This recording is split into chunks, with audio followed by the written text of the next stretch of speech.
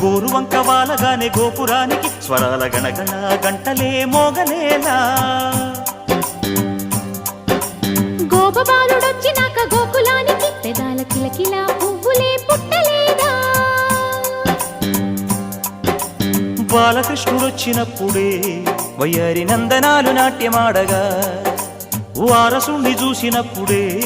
వరాల వాంఛలన్నీ పల్లవించగా నందుడింట